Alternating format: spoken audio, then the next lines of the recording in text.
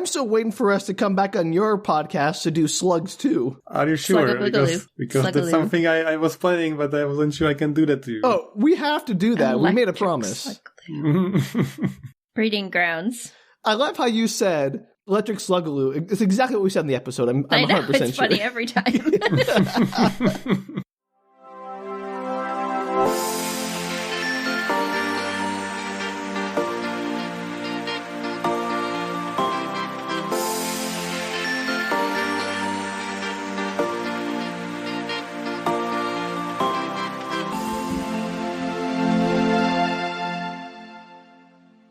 Hello and welcome to Book Retorts. I'm Sam. I'm Danielle. And this is the podcast about sharing your weird media finds with your friends who don't know what you're talking about. That's us. That's us. Today we have extra special guest Filip back again from Mind Duck Books. Filip. That's right.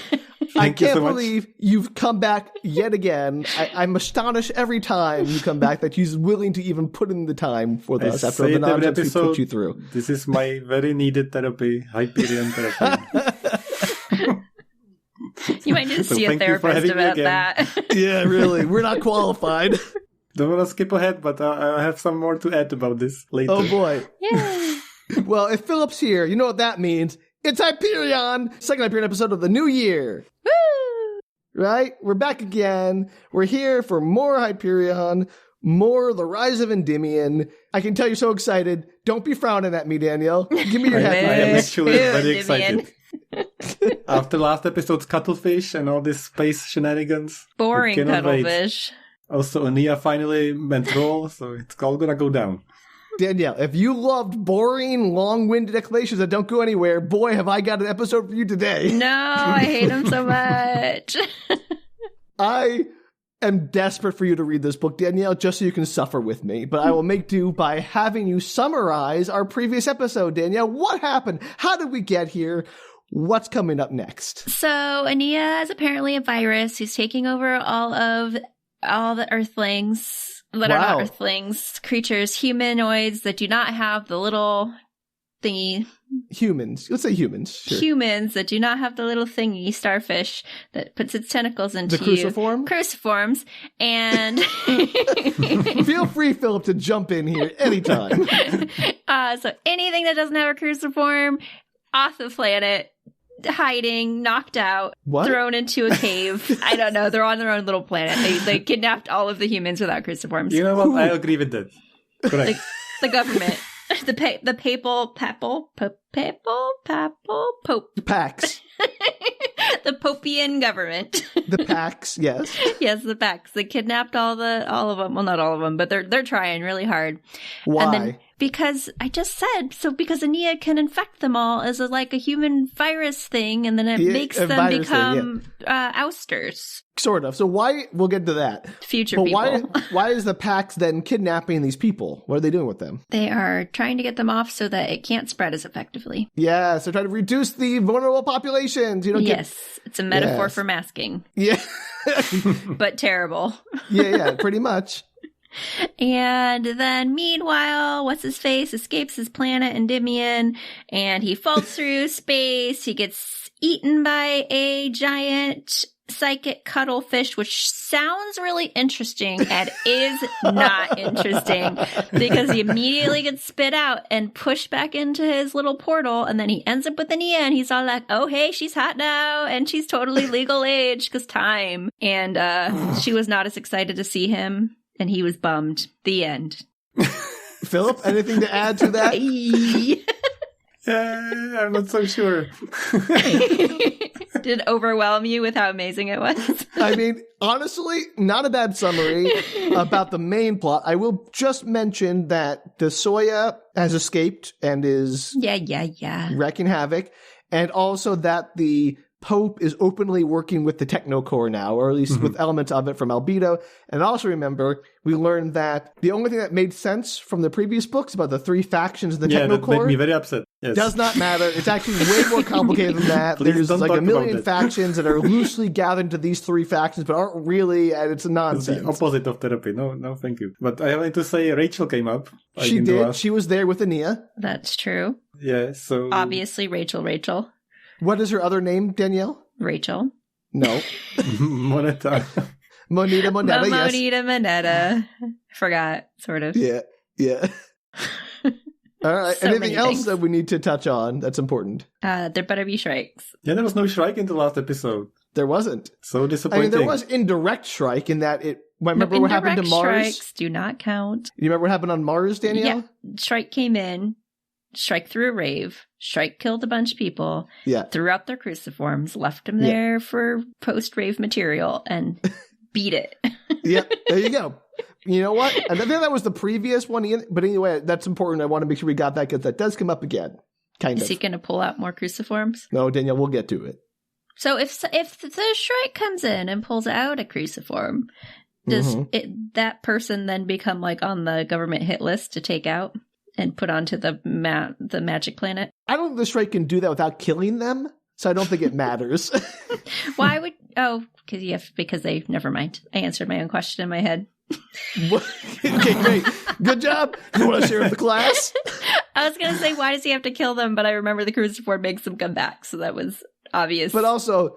It's the Shrike. That's what it does. No, I was wondering why he took the cruciforms out if he was going to kill them, but obviously they will repeat their lives again. Made of cruciforms, probably. Yeah. All right, Philip, what else you got for us? Anything? Do we have a Philip question corner this episode? Philip's question corner. I want to talk about this for a little bit. I was thinking about what's going on. So sad, Danielle. That was the saddest theme song I've ever... I was trying to do a little bit of self-reflection, trying to understand what's happening to me, because in the first episode I had a question corner, in the second episode I had like a correction corner, in the previous episode I had like an interesting tidbit corner. I was like, what is happening? Why can't I just be consistent? Why do I keep like interrupting everything on this podcast? Interrupting is good, Philip. Also, you think we have any sort of plan? Or, like, come on, man. Your corner can be whatever your heart desires. Organized and rigid structure to this show, so I appreciate that. Philip, I appreciate everything you do, but your attempts to bring structure to our podcast will inevitably fail, and I'm sorry. So basically, each episode I have a corner, and I realized that this aligns perfectly with the 5 stages of grief. Oh! Because the first time I was trying to, be optimistic, deny that it doesn't make any sense, and ask reasonable questions. Denial, right? The second time I was trying to, bring back some facts and correct everything. You might say I was bargaining for it to make sense. So what are we up to this time? The previous episode, I was trying to just, distract myself and... not be sad about it, so I would say that was depression. So this time, I'd like to focus on anger. Yes! Get mad, Philip! I've been in anger for like 4 books. That's where you live, Danielle. So I've prepared my, I don't want to call that anger corner. Let's call this... Philip's anger corner. Philip's anger corner.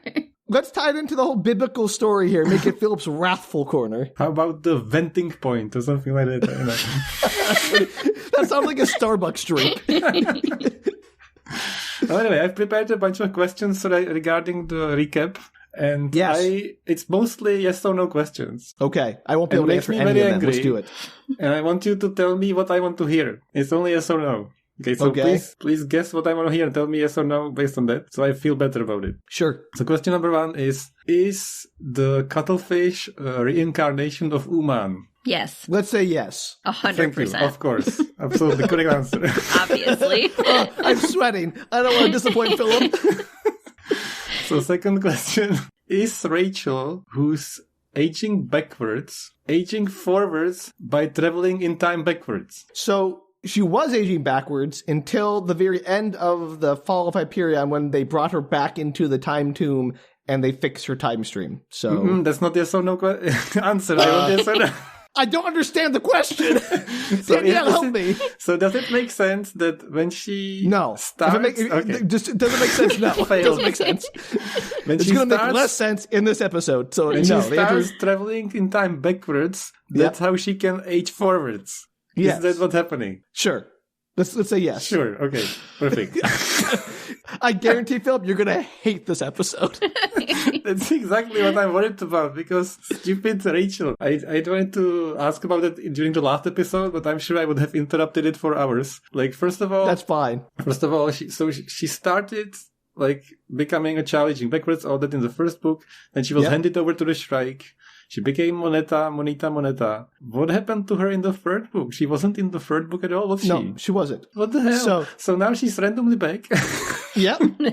So sorry about this. 200 years later or something. This is like the last episode of like a sitcom where they bring back all the characters for a little like, hi, I'm still here, I'm a cameo, and like to send them all off. So what did she even do as Moneta, like other than random appearance and killing somebody out of spite? I don't She seduced Cassad. Yeah, that part I remember. And after that, I have no idea what she does. And she's the one who brought him and trained him and made him the warrior that could defeat the Shrike in the future. But it's like 2 books ago. It's like ancient history. And now she's back for why? And is she even aging forward history, or backwards? Phil. It's in the future. It's future history. Okay. Time travel! It's the worst. So currently, is she supposed to be aging forward or backward? I don't understand. Forward. Okay, but okay. But enough They fixed her. They fixed her when she was a baby. She's now grown back up to be adult Rachel again. Okay. In the future. Well, in the present too, because she's here with Aenea. We will get to it. Okay, next question. Next yes or no question. If I remember correctly, in the previous book... Oh, that's what I was going to say. Martin Silenus is the reason why Raul is on this mission to rescue Aenea or something like that. Like Martin Silenus gave him the assignment or whatever. So is Martin Silenus behind this whole story? No. Is he the mastermind behind everything? And is he the reason? He is a pawn. I don't agree with this. This is not what I wanted to hear. So look, I will tell you why. Because Aenea constantly says how wrong his Cantos is. She's the real mastermind. She's the puppet master who got him to do this. And assign Raul and everything. It was her doing. Okay, that's not what I wanted to hear. So I'm sorry. There. Anyway, next question. Don't leave. I also remember vaguely that Raul is in a like Schrodinger's cat, whatever space box. Yeah, sure. And he's telling the story. Yep. So is this whole storytelling a hallucination? And it doesn't mean anything. Absolutely. Also not what I wanted to hear. This makes me so angry. I thought that was. I know, I thought that'd be the answer. Yeah, Danielle, I knew Danielle wanted to hear that. I definitely don't want to hear that. That's too much. It's funnier. It is funnier. I will get into it, but I think this book, after reading this chapter, I'm convinced this is either the worst book ever or a brilliant troll by Simmons to annoy the people who read the book. Isn't this like all of his books? I don't know. It's great. It's either the most brilliant prank he's ever pulled or, I don't know. We'll get into it. So. Okay, last yes, no question. Uh-oh. Is Raul a professional rafter? Yes. Correct. Thank you. That made me happy at least. No, because he used to take people down to the fens and go duck hunting as a guide. Yeah, but he threw himself across space in one. Yeah, of course. He has to be, right?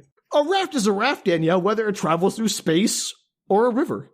Is that why he was so capable of not falling out of the kayak in the sky? Let's go with yes. That was Danielle's yes or no question. Do the cuttlefish make a reappearance? Not yet. Oh, really? I'm so excited. I mean, not yet means I don't know because I don't know because they might, but they haven't yet. Not yet, and I don't know is very different. Not what I want to hear. I can only say with confidence, not yet. I can't say for certainty they never will. Well, that sucks. That means no. I mean, they could. With this book, they brought Rachel back. Why not the cuttlefish? Like, based on how things are set up and brought back, this is never coming back again. This is just a random... Well, it'd be in the 6th Hyperion book they'll bring the cuttlefish back. Yeah, it's gonna be in the story. There's 5, not 6 of them. Whatever book that's a side story. Yet, Danielle. Well, technically, is he still alive? There is the prequel, and then there is like the Christmas adventure story, something. So there's 6 books. That's true. And if anything could inspire Dan Simmons to write another Hyperion book, would it not be us? Poker towards bump. Poker towards bump. It's real. Bradley Cooper, call us. So I I'm remember afraid that last time. that the only stage of my grief left is acceptance. So coming up in the future. Good luck out there. I'm going to tell you, Filip, right now, hang on to your anger through this episode. You're going to need it to get through. Yeah, I'm afraid. So hopefully don't be afraid. Get mad. Yeah. I have to say I'm proud of myself. I didn't stretch it out too long. Last episode was pretty concise. We moved forward at a good pace. So I need you, Filip, to, like, you might think this is your therapy for your grief cycle. This is my therapy. Well, where we all I need know others that. to suffer with me so that I don't have to suffer alone. We all know why you're doing this on show. How do I get to heal?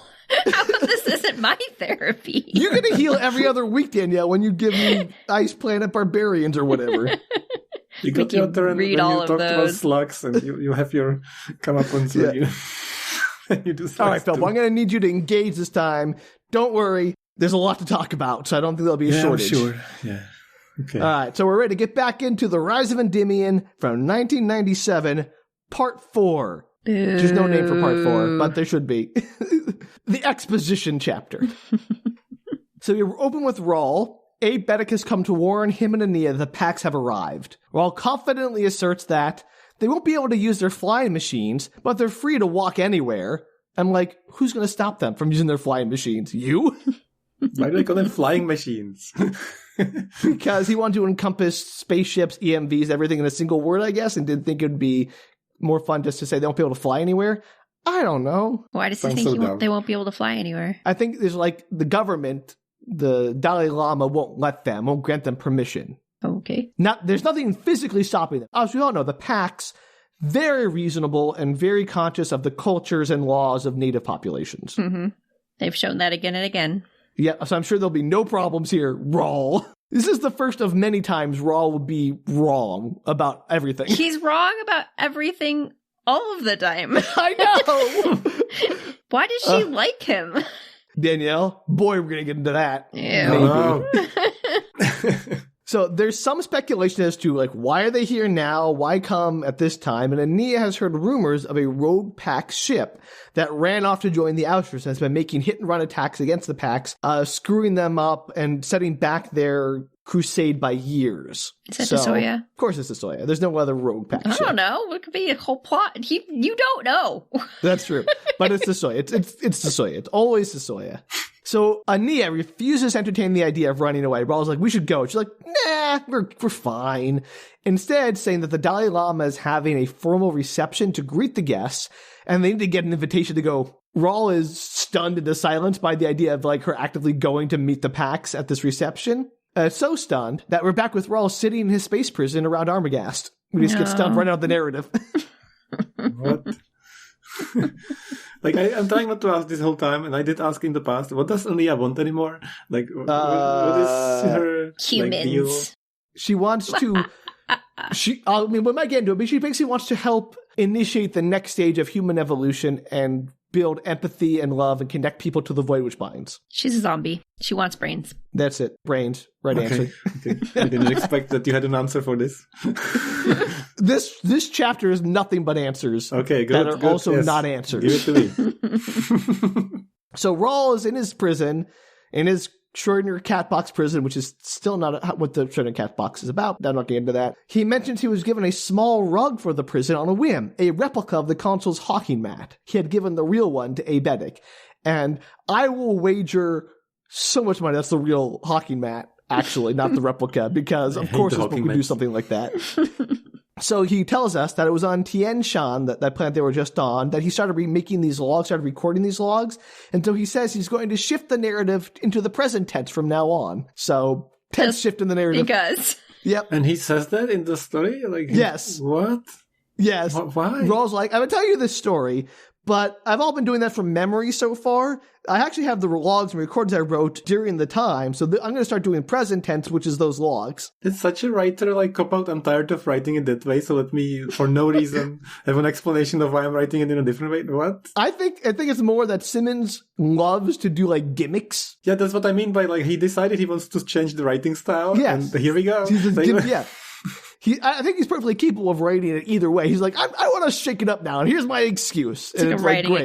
exercise. Such a strange choice. Right. Like all these, okay. And so in addition to the logs he made, he also recorded Aenea's discussion groups and, quote, played those during my last days just to hear Aenea's soft voice once again.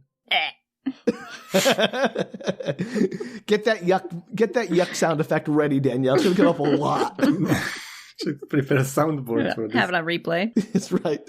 So now we get to one of Aenea's discussion groups. These are used as essentially giant info dumps by Simmons to either fill in backstory, explain all the basics or philosophy of his books in great length. Just so many pages. I'm going to do you a massive favor and just try to summarize them. Probably badly, but that's not my fault. I can't summarize nonsense good. So this current discussion group is all about Aenea explaining the origins of the Technocore, and in very brief, she starts with a real person named Tom Ray, a computer scientist who is interested in simulating evolution on a computer. I don't know how much of this is true about Tom Ray, or if it just Simmons saw, there's a computer scientist, let me use him in my book. But she refers to him as a cyberpuke, because that's their word for hackers, and I still love that word. I wish it was used more, and I'm angry that it's not, because cyberpuke is delightful. So anyway, Tom creates this virtual machine and created these 80-byte code creatures to live in this virtual machine, to reproduce, die, and evolve. Don't ask how. He also created a Reaper program to cull the creatures based on age and non-viability. How do they judge non-viability of code? Don't ask. So, I know, Filip, you're a programmer. This should all make perfect sense to you. Now, again, Tom Ray, real person, really did do simulations for evolutionary systems. Don't know if this is one of them. This could all be made up nonsense. I didn't research it because we don't lazy. Research things. Yeah, we don't research. That's not what we do here. It's not what we do here. I got so caught up with this. I completely forgot who is doing this. Tom Ray? Who's Tom Ray? I mean, he's just a computer scientist. He's a real computer scientist from our world that Aenea is saying was a computer scientist in their universe as well. That's why I'm confused, because it merged into the... Okay. Yeah, exactly. It's like when they use a brand name from reality to give it some real life ties or whatever. I see. So anyway, Tom Ray created these 80-byte creatures to simulate evolution. Soon, a 79-byte version evolved and outbred the 80-byte version. What? And I guess in this computer program, the fewer bytes a program has seems to be better as a virtual life form. First, I don't know why having fewer bytes makes it a better life form. Doesn't matter, because next a 45-byte version evolves, but that program didn't have enough code to actually reproduce. And it turned out the 45-byte version was a parasite preying on the 80-byte copies to reproduce, and soon the 80 bytes and the 45-byte one sort of wiped each other out, and the 79-byte version was immune, so it survived and became the new dominant species. But then the 45-byte version evolved to a 51-byte version to prey on the 79-byte version, and it goes on. It goes on like this. What are you even talking about? This is definitely the anger episode. I had to read this. Now you will suffer. So that goes on for some time. Basically, this is the start of computer evolution. So all this to say, the humans created, or Tom Ray specifically, I guess, created artificial life that started out and has always been parasitic. So that's why the Technocore is parasitic, because it first evolved in Tom Ray's computer in the 80s or 90s to be parasitic. Yeah, I was waiting for the connection. So they actually do say that this is the base where Technocore started. This is the origin of artificial intelligence and the Technocore. Okay. Is Tom Ray's evolution. Now, we all know how that worked out.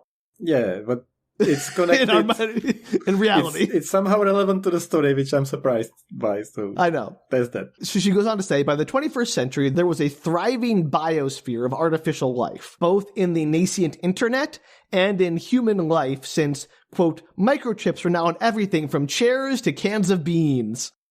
And I love this. This is like the home of the future stuff from the Epcot Center, where she's talking about how in the future your cans of beans will have microchips in them, and it's so good. Literally, he says, a worker's office chair would recognize her as soon as she sat, bring up the file she had been working on in her crude silicon computer, chat with another chip in the coffee maker to heat up the coffee, and go on like that. That's so good. This is I love this retrofuturism nonsense. It's great. Cannot not say Dune reference. Have you heard of chair dogs? No. Chair dogs are dogs made of biological matter that comfort you by changing their shapes when you sit on them. It's in Dune series book 5. Why are you amazing. sitting on dogs. Exactly. They're not dogs, they're chair dogs.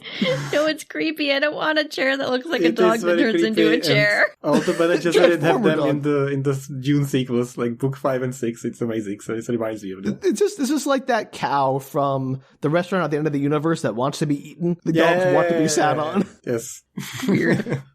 Amazing stuff. So yeah, Dan Simmons, right up there with Frank Herbert. Equally great books. Dune and Hyperion, totally the same. Philip, I can see the pain in your eyes. No comments. We've talked about this in depth. Listen to my show if you want to know. All right. So I'm going to skip ahead past all the retrofuturism stuff where he talks about, I guess Aenea talks about how your cans of beans in the grocery store can change their prices automatically, all this kind of stuff. Skip ahead. The Technocore arises from this and soon become sort of parasitic / symbiotic with humanity. The core helped humans build the Hawking drive, and in doing so, the core discovered the Planck space reality of the void which binds, a multidimensional medium with its own reality and topography, which they abused to create the Farcasters and the Fat Line, which were both highly destructive to the void material. Did the void already exist previously, or was it just always existed? The void, oh boy. There's another discussion I'm sorry, group. am I making you explain big things? No. I'm saying there's another discussion group later in the section that is all about what the void which binds is. So he likes to explain something once and then re-explain it much more later and then explain it again a few more times. So that's why I was just sort of like having a brain explosion. So like, which explanation do I use? The one that hasn't happened yet? Or anyway. I'm sorry, what did you say at the very end of that explanation? They are destructive to the void that binds, or what? So yes, the Fat Line medium, the Hawking drive, and the Farcasters all like vandalized or abused. Like it was like she mentions like using an earthquake to send a message across the earth. Where you can do it by creating an earthquake, but it destroys the thing that you're traveling through, the medium of the void which binds. Is that why in that one book where they try to do a Fat Line squirt, the thing's like, hey, get out of here? Yes, exactly that comes up. Why didn't they do that like hundreds of years earlier? Such a great question, Danielle. I have no answers. I guess they were waiting for the destruction of the Farcaster network, for some reason. Did the Farcaster go through the void which binds? Did it ruin it too? Yeah, absolutely. And the Hawking drive. All the 3 big technologies that made the world web work were based on strip mining equivalent of the void which binds, destroying it. I'm sure that's why the bears and lions are going to get us in the end. Yes, exactly. But it was the Technocore that did it, what gives us plausible deniability, which we will get into. So the core realized that they could live in the medium of the void which binds. So instead of living in silicon, they could live in that, which allowed them to instantaneously communicate. Instead of using like electricity and wires, they could communicate through the void which binds, which answers your question, Danielle, from the previous episode about how the cruciforms backed up human minds into the core. They do it through the void which binds. Sure. Of course. I'm sure I asked that. You're like, how does it work? I'm like, I don't know. I remember we talked about it, and I was saying the cruciform is like an antenna and vibrates through the void that binds, and that's how they transfer the information. Philip is ahead of the curve here. Yeah, he's always right. We've established this. That's this true. is complete nonsense, not confirmed, not in the books, so just to make it clear. I think it's confirmed. 100% confirmed. Philip's facts. That's always just right. What I would like to hear is this whole episode, not what it Philip's is. factual corner. Woo! So, but the void which binds wasn't empty. The Technocore, they rushed in only to discover the lions and tigers and bears were already there and much more powerful. So the core, had this big plan to originally destroy Earth because it was still using humans as parasite hosts. Don't ask me how.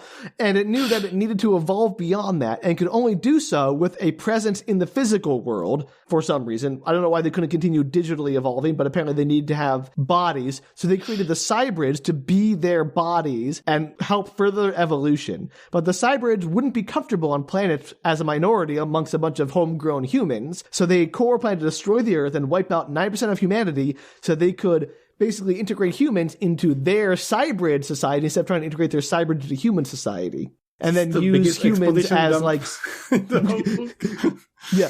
And then they plan to use humans as spare DNA stock and slave labor. So that was their plan at one point. Got it? No questions? Now you mentioned that they didn't want to go there because the lions and bear were in the void. Did they give any more detail about these lions? I want to know more about these bears and stuff. Maybe later, kind of. Okay. I wish I could give you better answers, but you'll understand when I get to them why I can't. You look very confused, Danielle. I'm thinking really hard. I can see the steam coming out of your ears. I'm just trying to get my brain around it. So remember that whole thing I just told you about their big plan? Mm-hmm. Forget it. The threat of the lions and tigers and bears meant they just scrapped that whole plan. It's not important. It never happened. They never planned to do that. It's an answer for something, so that's good. We created this thing, like humans created the technology, and then as per usual, the technology got bigger than ourselves and wiped us out, or was planning to wipe us out. Yeah, pretty much. Excellent. Got it. I mean, that's nothing new. Every sci-fi AI book has that. That's because that's exactly what's going to happen. Yep. So, but the threats of lions and tigers and bears had the technical hold off on this plan that they could deal with the lions and tigers and bears. What does that mean? I don't know. But instead of going, hey, let's stop being parasites and evolve beyond that, they went all in. They went full parasite. Let's do super parasite. That's where they built the world web and had the people go through the Farcasters where they could harvest their brain energy for computational purposes. So did the cybrids know that they were part of this evil plan? Because they interact with humans quite frequently. I mean, they're not part of an evil plan from their perspective. They're part of the core, kind of. Yeah, right? I was about to say, how do they differentiate themselves versus the core? They're not. Isn't it the same? The cybrid bodies are like the physical manifestation of the AIs in the real world, so they can promote evolution somehow. I don't know how you can evolve with... The whole concept of what it means to be an individual in this sense doesn't make any sense to me, but that is your answer. Just all connected. I mean, oh boy, okay.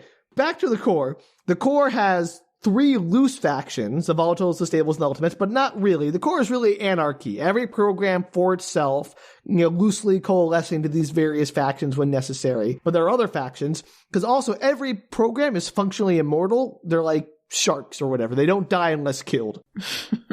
And they need I love death. Sharks. They're the best. I wish we were talking about sharks and not this. But so much better than whales. Well, I like whales too, Danielle, but your phobia is notwithstanding. Don't at me. I don't have a phobia. I have a minor concern. Okay. Right. Sorry. My mistake. So the programs can't die unless killed, but they need death for evolution. Hint, hint, cruciform, right? Uh-oh. Humans can't evolve. How you just said they're immortal, but they can't die unless they're killed. Well, I mean, they don't die of natural... There's no natural death for them. It's just funny the phrasing. Yeah, vampires are immortal unless killed. I think the sentence makes sense. English is stupid. Don't at me. Made sense to me. Conceptually, they're naturally immortal. All right? That's the word I'm looking for. Naturally immortal. Okay. Well, Filip, how would you explain that in Czech? You want me to say that actually in Czech? How would you explain the concept of something that is immortal unless killed in Czech? Maybe there's a better phrase in another language that can describe this better than English. German almost certainly has something. Yeah, I was going to say German, but I don't think he knows German. Kreténi jsou nesmrtelní, nedává to smysl. See, that probably makes it a lot clearer for everyone. There's no explanation, guys. Great. I'm so glad you're here. I cannot be more happy that you're here. He's like, Sam is a moron. He might have said that. I don't know. It wouldn't be wrong. All right. But since the core needs death, conveniently, the Reaper program that Tom Ray created, that one that was there to cull them, still around, still going strong, but it mutated into 1 million forms. Sure. And in fact, this Reaper block in the core is actually one of the largest blocks of programs, bigger than the Ultimates. It was this block that made the Shrike. What? So we have a manifestation of the Reaper block. Yeah.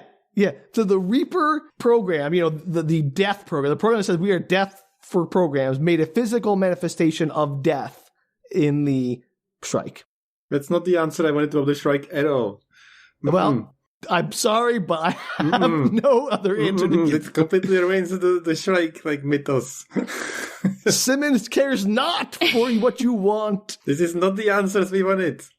Outside of the Shrike, is the Reaper program still killing all these things? The Reaper programs are still there. There are millions of these Reaper programs now. They've all been mutated that are going around murdering programs, and the programs are trying to fight for survival. It's think of this like a massive, survival of the fittest hardcore push mode that is going on with these programs. They're being pushed straight into, survive or die immediately by the Reaper programs. Okay. So these programs in the core, they survive the Reapers. The ones that do survive do so through parasitic necrophilia, which is a phrase I never want to hear, where they steal code from other bite creatures who were reaped in the midst of reproduction. So it's like this whole, they're cannibalizing each other and reproducing by cannibalizing the dead parts and using that for, I don't know. Anyway, so there's all this crazy parasitic cannibalization and necrophilia that is going on while they're trying to avoid the Reaper programs, which is pushing the programs to evolve, and they want to evolve to be more, I don't know. This is something, that's the technocore. I don't get it, but here you go. Feels like he has something against people with reproductive organs. Simmons? Yes. Just in general, if you can reproduce, I don't like you. Women, reproduction, there's just a lot of negativity surrounding it. Give me budding or give me death. No sexual reproduction. Asexual reproduction only. Crazy. So, what does the core want from humanity now? Why did it revitalize the church and provide the cruciform? How does the Gideon drive work? And how is the core dealing with the lions and tigers and bears? These and many other questions, Aenea says. These things we will discuss another time. Spoiler, next time on we probably Aenea. won't. Yeah, exactly. I was like, when exactly? This is the ending of this last book. How is there another time? I'm so angry about this. We spend chapters on the most boring, unimportant. Here's a story of 80 bite creatures talking about 75 bite creatures, 79 bite creatures, 45 bite creatures. And we spend literally pages and pages on this. Oh, here are all the questions I've been talking about this entire book. And we'll get to those later. And we never do. I can't so believe mad. how much on point I was with this anger face. Yeah. I told you, Philip, keep your anger strong. This is the chapter for anger. As I said, if this isn't Simmons, pulling a massive troll and everyone reading this book about, hey guys, you like sci-fi concepts that are heady and big? Here are a bunch of content. Do you want me to get into them? Oh, I promise I'll get into them later. Just keep reading my book. We'll definitely get to them later. Just keep reading. Oh, the book's over. Oh no, how'd that happen? It's good I got back onto my Thai boxing regime. I'm gonna have to go today, punch some stuff again.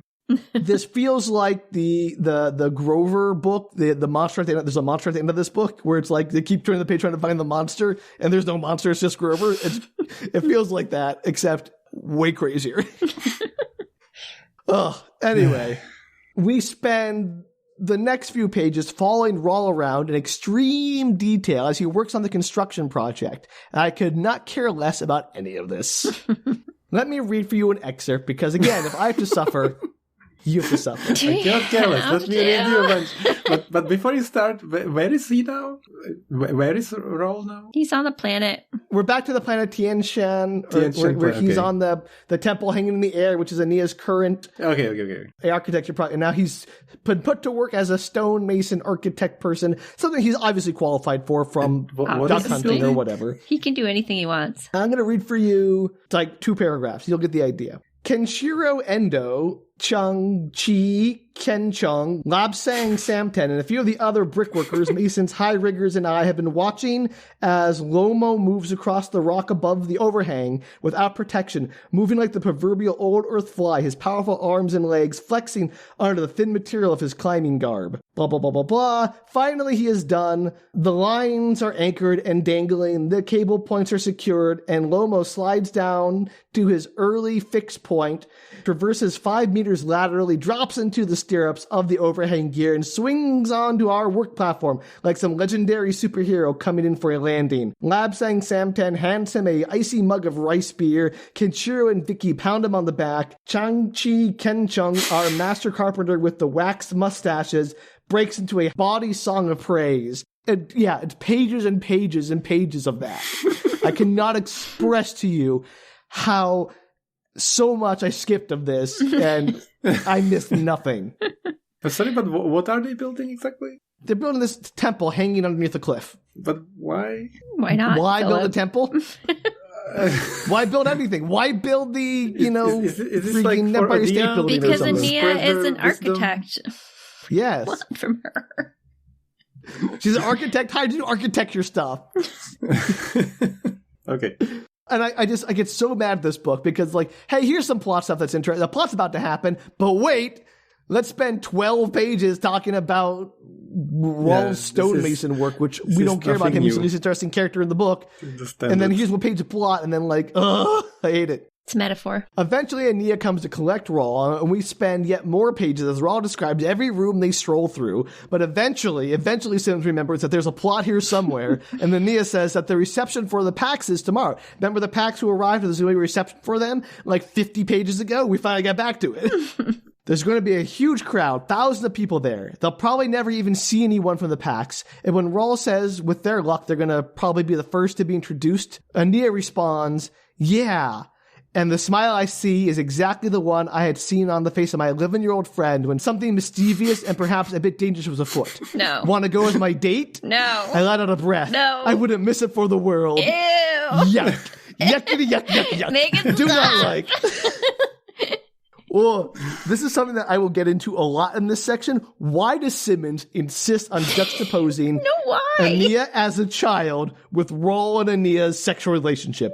Why? Why does he have to keep saying, Raul is like, Aenea is a child in my eyes. Also, I want to bang her. Why? Why? Does it have to be this way? We could have moved on already.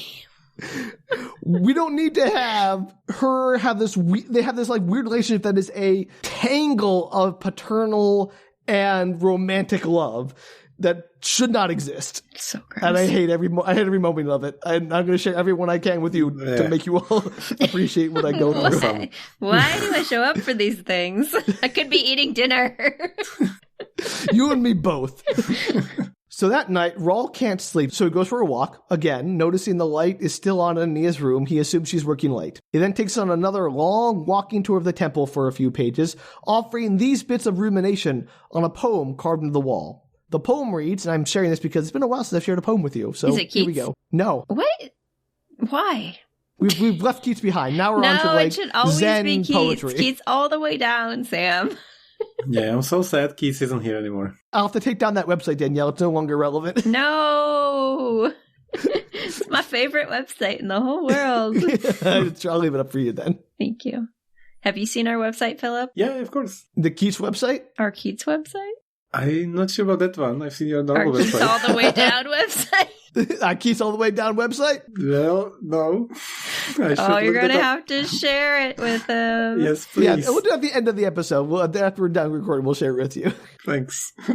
So, the poem in question goes, as a flame blown out by the wind goes to rest and cannot be defined, so the wise men, freed from individuality, goes to rest and cannot be defined. Gone beyond all images, gone beyond the power of words. And Raul was all like, I know that's about death, but I don't really see how it applies to us, meaning Aenea and him. And that Aenea feels the same way about life as I do. Involvement with it is like the Catholic communion. Only the world is the host, and it must be chewed. And do you chew the hosting? I mean, I don't think that works. That didn't make any sense to me. I want to know if anyone else can make sense of that metaphor, that analogy. Why doesn't he think death has anything to do with him? He doesn't see how that poem about death has anything to do with them. Because he's dumb. He's an idiot. He's a moron. And I hate him. I hate him so much more in this section than any other section previously. And we will get to it. But anyway, thank you for indulging me in sharing the metaphor that made no sense to me. This is mesmerizingly nonsensical. Wait, say it again. The metaphor? Yeah.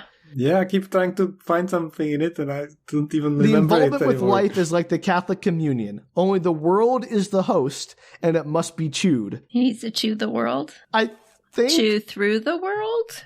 Right. I think the idea is like you have to approach life and like you have to really chew on life. You have to ruminate on it, you have to think about it. But like the host being the world doesn't make any sense if you're chewing on the host and not life. I don't know. Maybe it needs to be like accepted or something. This is like the guy who said anyone who uses the phrase and or whatever it was can't be trusted. Yeah. And or I think it was. Yeah, and or, yeah. Nonsense. Anyway, I'm so glad we stopped for pages on the, Pax invasion of this planet to go on deep thoughts with Rise of Endymion. So there you go. Is there some irony to paralleling his story to the Catholic Church? What do you mean? Raul's story? Yeah, it's weird that he's talking about himself in relationship to a Catholic thing. No. I mean, Aenea is going to make some analogies with, her journey and Jesus' journey later. But Raul is just like, no, too simple for that. I think he's just making a Catholic metaphor because the themes of the book are Catholic. Yeah. But he's fighting against the Catholics. Yeah, no, again, Raul's not very smart. Hilarious. it's not great. It's very dumb. Yes. So at the end of his walk, just before heading back, he reminds himself that he promised to protect Aenea, that he will die doing that. Does she need him to? Because he's done such a bang-up job of it already. And Aenea feels like she can handle herself. She knows all the things that are going to happen. Oh, I get into it later, but nothing would make me happier in this book if it was following Aenea around, this kick-ass lady who was trying to change the world and wrestling with her own divinity, so to speak, her own insight into humanity's future. And instead we're following around Raul the mopey idiot, and I hate it. The least interesting, most banal character I've ever met. He is like the most empty vessel I've ever seen. And he's not even a good sidekick. Like, no. It could be interesting to follow the sidekick to a superhero, which is basically what this is. But this is like, he's not even present. It's like Don Quixote, essentially, right? Yeah, he's not even present for most of her major things that have been going on. So, like... Right. And we'll get to it later. It's so uninteresting. But all the philosophy, like all the interesting philosophy, all the crucial philosophy stuff, he's never there to learn it. He's not at her discussion group, so he doesn't know anything about all like what her goals are. He's just like bumbling along with no idea what's going on. It's kind of amazing. So when he gets back, he knows that Aenea's light is out. So he's like, okay, she's gone to bed finally. And he goes to get some rest. He goes into his own dark room and undresses. He sleeps naked, of course, because, well... Why not? But he notices a slight movement in the dark in his sleeping mat. At this point, in my head... Aenea, I'm leaving. At this point, in my head, horror music started playing. Like that horror music you hear from like this better be like a cat. This is the horror music I imagine, like when a character's like descending the steps into a dark basement, you're like, like, oh, this is it. This is what's going to kick off like they're going to open the Necronomicon or something like that. That warning horror music. It's going off my head like alarm bells. Run, Raul, run. A voice calls out, Raul, it's Aenea. No, I don't want to be here. Get ready. She is wrapped in his blanket from the waist down, but otherwise naked. No, it's so gross. He's been there like 3 seconds. Raul stammers incoherently, but Aenea leans forward and kisses him. Raul feels the electricity surge between them and then goes for it. He recalls that the last time they kissed was more than 5 years ago for her, when she kissed him goodbye, thinking, quote, her kiss had been urgent, electric, filled with questions and messages, but still a 16-year-old girl's kiss. Oh, no. This kiss was the warm, moist, open touch of a woman, and I responded to it in an instant. Yuck. Yuckity, yuck, yuck, yuck, yuck, yuck. Why couldn't they start slower and work their way up to this moment? Why does every time they start to get intimate or something like this happen, he has to remind us that, oh yeah, I know her mostly as a child. So why is it always like, hey, remember when she was a child? That's the person I'm making out with right now. She was a child just like 10 weeks ago in my mind. She was a child and I'm making out with her right now. Hey guys, remember when she was a child? Stop it. Stop it. Stop it. Stop it. Stop it. Stop it. I hate it. Why, it so Philip? much. Why? Explain to me why this book is the way it is. Fine. Yeah. Like, I wish there was some kind of explanation to any of this. That it was like a thing that was trying to lead us to think, it's this. Critically about something? No. But then there would be a twist and it would be explained that in fact she's something else or something else means something else. No. It's just the writer. Whatever she was or wasn't doing what they want. He still knows her as a child. Yes. So gross. And like, he's only known her a few weeks now or whatever as not a child. And he's constantly remembering her as a child while they're making out. Like, why? You gotta stop her. Like, even if you're like, okay, she's a woman now, but I remember when she was a child and she kissed me and how like what it was like to kiss a 16-year-old. Let me think about how that compares to kissing her now. Why do you describe the kiss don't do that. Adjective moist. Like, what? Oh, the moist was in there. You gotta have moist in there somewhere. Great word. Great word. Great for cakes, great for erotica. The descriptive language, why describe it this way? It's so awful. Because it's the perfect word. Not just the word, the whole thing you said was awful. It's like, why would you describe it that way? You mean the kiss was the warm, moist, open touch of a woman? Yeah, what does that even mean? Like, it's so bad. What does it mean, Philip? Explain. You're a man. You can explain women to me. Danielle, be quiet.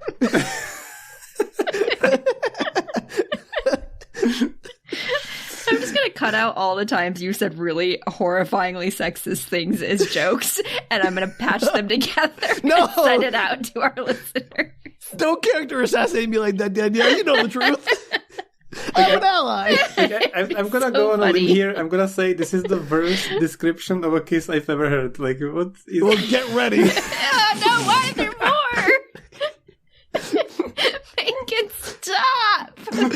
So, get ready for this next sentence. You're gonna love this one. Oh, no. They make off for a bit, then, quote, Aenea moved forward on her knees, arching her back slightly so that her breasts touched my cheek. I cupped one and kissed the nipple, almost reverently. Which cheek? And that's about as graphic as it gets, and I hate it.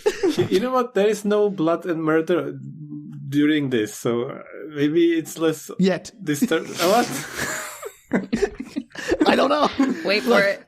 After the Monita and Cassad scene, I put nothing past like him. The That was Monita pretty Cassad creepy. scenes that made me really concerned about like the writer's gigs. Yes, But it made you think that after reading that, you're like, Simmons is the man I trust to handle the really delicate operation of having a child who ages quickly now become the lover of the man who guarded her as a child. That very sort of delicate, intricate relationship that needs to be handled with care. Simmons, the man who made the vagina dentata of a Shrike almost bite off the penis of a man. That's the man I trust with this. like, how is there like a horrible sexual gore fest thing, and then this is worse? Like, how is this? Yep. Because it's realer and it's creepier because of the whole, childhood guardian thing. Yeah. Yeah. It wouldn't be nearly as creepy if he'd written it differently. Like, okay, child guardian, whatever. But, like, the way he writes it makes it creepy. Like, if he had written as child, like you've mentioned before, he written as childhood guardian, they meet back up, and they didn't have any, like, sexual chemistry beforehand. It wasn't like Aenea was trying to hit on him or whatever, he lusted after him, whatever, when they're the child. And they get to this, and they're like, oh, wait a minute. We're both adults now. The conveniences of time debt. We should get to know each other in a different way. And they start to get, like you said. But no, it's just 3 weeks or whatever as adults, and they're like, let's do this. No. So we cut back to Raul in his prison, saying, it is a problem to tell of such things, to share the most private and sacred moments. It feels like a violation to put such things into words, and a lie not to. Brag, brag, brag, brag, brag. Oh my god. It doesn't feel like he's bragging. He goes on to say, to make love to the right person makes up for a lot of mistakes. And I'm like, does it? Like, Charles Manson, he had sex with the right person. I guess all those murders are no longer a problem. Like, I don't think it works that way, Raul. It's not like confession where you get absolved of your sins if you have sex with the right person. I mean, if you're having sex with the next Messiah. I mean, that's a good point. But to be clear, Aenea's adamant she is not the Messiah, so... Yes, we know. I mean, so is Jesus, kind of, so, who knows? The last part of this I'm going to share is this. Later on, during the act, he says, Aenea was still looking at me so intensely and so warmly that it was as if we were connected intimately by our gaze, as surely as by our thighs and genitals. No. Oh my god. What a sentence. He needed to read more romance novels before he went into this. I'm so glad we just did the Ice Planet Barbarian novel again now, because, like, I give romance... Million times better. Yeah. I give romance, like, a lot of crap for being, goofy or, gross in certain ways, but there's an art to it that Simmons lacks, I gotta say, in writing sex scenes. So I have since reappreciated what we did with Ice Planet Barbarians. Thank you, Danielle. I'd like to let you know that I'm a person who has read such classics as Seduced by a Raptor, and we have discussed that on our podcast, and this is somehow even worse than those, like, scenes described in those books. How because is this it's worse? so much more earnest and gross. It's not fun. It's like serious. Like he is like, this is true love. It is universe changing, human race saving love that they have. And it's handled as like, oh, she's a child to him still. And it's like, no, stop it. I have even read a book about scientists morphing into a coronavirus, like a green Hulk kind of person. And then that was also a thing. And somehow it was more enjoyable than this. We should put a list together, Phil. You should put a list together of every romance novel you've read that's better than the romance in this book. It would be like literally every romance novel I've ever read. It's not like technically the worst romance writing or anything like that. It's just, it's handled in such a weird way. And the relationship between Raul and Aenea is so off-putting that it makes everything worse. Like you said, Dale, if he had written it slightly differently, it would have been fine. Yep. Sorry about this, but shameless plug, episode 36, Kissing the Coronavirus, Mind Duck Podcast. There you go. Check out Mind Duck Books, episode 36, Kissing the Coronavirus. Go listen to that. Better romance than this. Better than this. Go listen to that. cleanse your palate so you're ready for the rest of this section of our episode. So, later, in their post-coital cuddle, Raul finally asks, was this a mistake? What? And Aenea responds that, no, it wasn't, unless he didn't get those shots. And she's referring to the shots he got as a kid in the home guard, which were like STD shots and a birth control shot, that everyone gets a birth control shot now. So we're getting back to some answers here. Why would she care about that at all? Because she doesn't want to get pregnant or infected. But shouldn't she know this beforehand? Future. Okay, whatever. I don't know, Daniel. I don't know Filip, but it's a joke. She's making a joke about it. But anyway, the point is, this gives Raul an excuse to explain to us how birth control works in this universe, which is they get a shot when they're young, and once they get married, they can petition the PACs to give them the antidote so they can have kids. Or they can get on the black market. Something. And also not something I've ever wondered, I'll be honest. I think we did ask about, like, the very first episode of Endymion, we asked about how, like, if people can't die, how they handle the population growth. Sure. And this is the answer 2 books later, or whatever. I mean, that's quite... Can you imagine that you decide you're going to have kids and you have to, like, petition the government? Excuse me. Yeah. Literal dystopia, Danielle. Isn't that, like, 1984 or something where they do that? I haven't read that in a while, but I have read it several times. You think I'd be better at that? Either that or like Brazil or like one of those dystopian things that they do that. But yeah, it's a common dystopia. The government controlling who you can breed with, very common dystopia trope. Yes. Or like, was it Brave New World? Could be that as well, I think, right? I haven't read it one, but yeah. It's definitely I can just keep talking about all the dystopias that control reproduction. I don't want to keep talking about this book, but we must press on.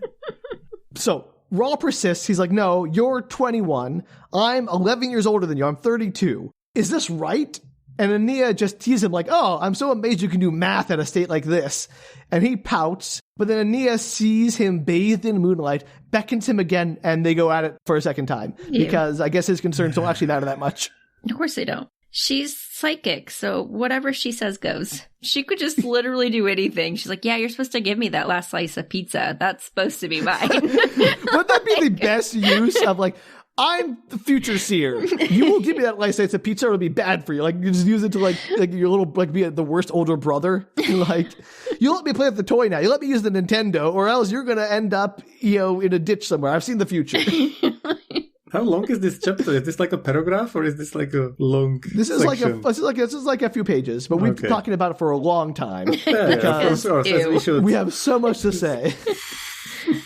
So, again, I have nothing against necessarily age gap relationships. That's not the problem I have with this. Neither. I think we've made it clear the problem I have with this is not that their relationship is age gap, but like that it has a weird paternal cant to it, where he's like her father figure in some ways, and that is gross. And he's still thinking about it while they're actually together. Like, he has not overcome that in any way, shape, or form. He still views himself as a protector and constantly thinks of her as a child. And what I mentioned later, still calls her kiddo every chance he can. No. And constantly bringing it up. There is not 5 seconds we can let go of this. Like, just leave it. It's been done. Just don't talk about it anymore. All right. So anyway, the next morning, we're done with that. We've made it through the first sex scene, everyone. Congratulations. Are there more? We did it. I mean, there are, but I'm not going to talk about them because they really offer nothing more. Praise Aenea. Praise me, thank you. I'm the one who can't. That's right. Praise the summary gods. So the next morning, they get ready to go to the reception. Raul is reeling with emotion. He knows he loves Aenea and is happy, but he also doesn't know what to think about last night because he's still confused about, everything about the relationship. And the rest of the chapter is them traveling in excruciating detail to the reception. I will skip it because I'm so freaking tired about hearing about climbing gear and what mountains look like, and I'm done. If I have to see the word carabiner one more time in this book, I'm going to flip. Sam, I have to ask, do you know of a certain scene involving rock climbing in God Emperor of Dune? No. Okay, then let's not talk about it. Move on. I like how everything is Dune to you. It's great. How many Dune books are there? Like 12? 6 is the proper Dune thing from Frank Herbert, and there's a 6 core, but they're like 12. From the Brian Herbert, the son. But we don't talk about it. It's not. I wonder how many I read. Standard. The holy sextuplet of Dune. I might have read all 6, but it's been a very long time. I only read the first one because I don't. I definitely read more than one. Good for you. All right. So during the trip, Raul tries to talk to Aenea a few times, but she's like, no, later. Silences him. They meet up with a few other travelers going to the reception. Most importantly, maybe, a popular and elderly spiritual leader called the Dorja Famo and her 9 female priests. She's also known as the Thunderbolt Sow, so that's pretty cool. Will she be an important character? I don't know, but I really want her to be because she sounds badass. Thunderbolt Sow. Yeah. Sow like cow? Sow like pig. You said sow, correct? S-O-W? Yeah, sow like a female pig. Pig, yeah, right, got it. Okay. Making sure I heard it correctly. So all Raul can think about is getting Aenea alone to talk to her, or just kiss her. Either way. They finally get to the palace and change into their fancy dress for the party. Aenea's wearing a breathtaking gown with a veil, as many do, to cleverly hide her appearance. Spoiler, nobody is fooled by this disguise. Raul is nervous and asks Aenea, "Kiddo, you sometimes see the future. Kiddo? Do we get out of this alive tonight?" And I hate that he still calls her kiddo. It makes me gag every time I see it. Why would he, in any universe, any reason? Yeah. Why? There's no reason for this. It's still infantilizing her as a child. The minute you sleep with her, you should probably stop calling her kiddo. That word is verboten. That just happened. Verboten.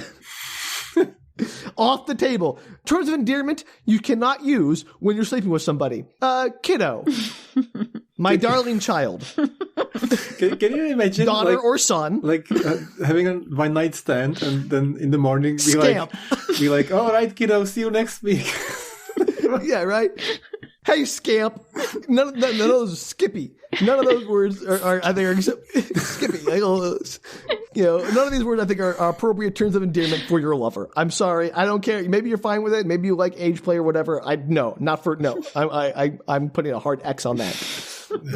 So Aenea gives a non-answer about how nothing is fixed, but there's no reason to worry. There are thousands of people here. The Dalai Lama will only greet a few of them in person, and the Pax has no reason to suspect they're here. That's when the Dalai Lama's brother comes in and is like, "Hey guys, you've been requested to meet with the Dalai Lama in person." So also there are a bunch of very important Pax people here. There's a Cardinal Mustafa. There's a General Nemes. So, all the people you love the most are here. So nothing to worry about. Cool. Totally safe. Definitely where you should be. So Aenea's prediction, spot on. Womp womp. I'm really beginning to doubt her psychic powers. Maybe sleeping with Raul, wasn't in her vision. She just thought it was and is being sorely, sorely pranked by the universe. Why not? What's his face? Martin Salinas, his entire thing, thinking he was being gifted from God was apparently a complete lie. So here we are. The Shrike or whatever, yeah. That'd be a funny book. Turns out Aenea is just a normal person. With delusions. She's No, what happened is, this is it. This is what happened. She had the cybrid Keats in the body while she was gestating, right? And it communicated to her. But she, as a fetus, had no brain. Literally, brain had not developed yet. So all it did was make her go insane. And so she was born crazy, thinks she's the Messiah, latches onto Raul, the first man she sees after coming out of the time tomb after time travel. Is like, yep, that's the guy I'm destined to be in love with. And orchestrates all of this just to sleep with him. Like a misery or single white female situation. Somehow this makes so much more sense than anything else. Yeah, that'd be a much more interesting book. It's not that. It's really fate. They're destined to be lovers. I'm sorry. Well, in my headcanon. In your headcantos. Yeah, in my headcantos. This is what's happening. So Raul informs us that the Dalai Lama is only 8 years old. They wait around at the party for just so many pages, doing nothing. Raul asks Aenea to dance, she declines. Eventually, they're finally called in for the audience. They go into the chambers for the ceremonial greeting, and Raul names every other person in the room, which I won't do, except for, quote, Chief Crier and head of His Holiness's security, the legendary Carl Linga William I.G., Zen archer, watercolorist, karate master, philosopher, former flyer, and flower arranger.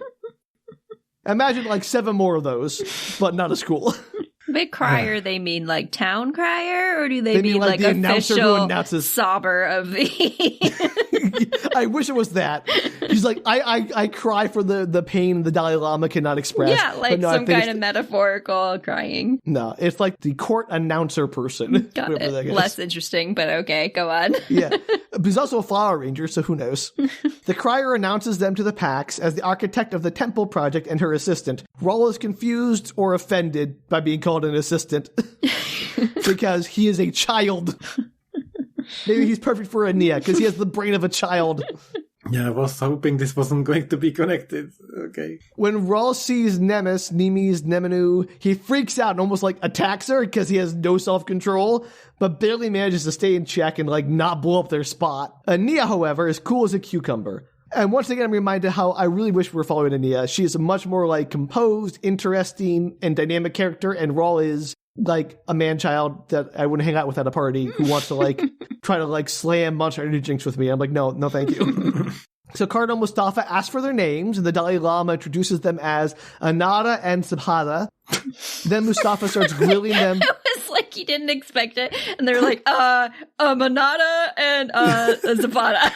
No, again, apparently the Dalai Lama is much quicker on his feet than the rest of us as an 8-year-old, because these are like characters, these are famous Zen characters. That is like some kind of... totally made it up. Well, the funny part is Aenea, like later, Raul says, like, Aenea later explained to me, like, that this was a joke because of who these people were. I didn't get it, because he's a moron. It's so good. Then Mustafa starts, like, gently interrogating Aenea, like, oh, yes. Like, I know that you're not, like the same as the rest of the people here. How's that? She's like, oh, I'm from a different area of the planet. And he's like, oh, I've heard that area is, like, mostly Jewish and Muslim. Is that your faith? Also, remember the Farcaster in that area? We buried it in melted rock while we were scanning it. Sorry, our mistake. So they've, like, basically trapped her by cutting off the Farcaster. And he wanted to let her know that. He's like, are you of the faith of that area, of the Jewish or Muslim regions? And she's like, no, I'm of no faith. If faith involves belief in the supernatural.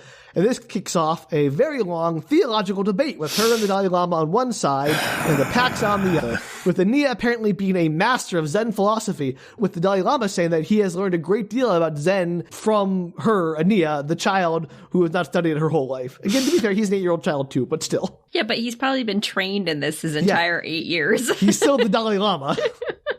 He's like, no, she's the real Zen master. And it's the book doing that thing where, like, it's a playground child be like, nuh-uh, I have Infinity +1 pass. Like, she's like, I'm Zen +5. He's going to be the perfect in everything. It's insane. So I'll just sum it up here as Aenea saying that death is an important part of life, quoting the great Zen master, William Blake. And the Dalai Lama brings up that, like, hey, you guys believe that death brings judgment of your sins, and we believe that death wipes the slate clean. So why do you want to defer your death? If you're, like, are you trying to postpone your judgment or your clean slate or whatever it is? And the Pax guy says, like, no. It's a gift from God to grant immortality, and the universe needs God in order to be more than a meaningless mechanical system. So that kind of argument about, like, does the universe need God to exist to make sense? And does life have meaning because it ends? Does life need death? That's basically the whole thrust of the argument. Aenea wraps up by saying, the poet Ikkyu, and I'm sorry if I'm mispronouncing that name, taught us that it's possible to live at least part of our lives in a timeless, spaceless world where there is no birth or death, no barrier barring us from the ones we love, no glass wall between experience and our hearts. And the Dalai Lama says that Aenea taught that to him, in fact. And Mustafa says that he'd like Aenea to teach him, and in fact teach all of them, this clever conjurer's trick. And Aenea says sincerely that she hopes to do so. And that's over. They leave. Done with the whole interaction with the Pax and Dalai Lama. What was the point? So she's better than all of the other spiritual leaders. Yep. she's the be-all and all.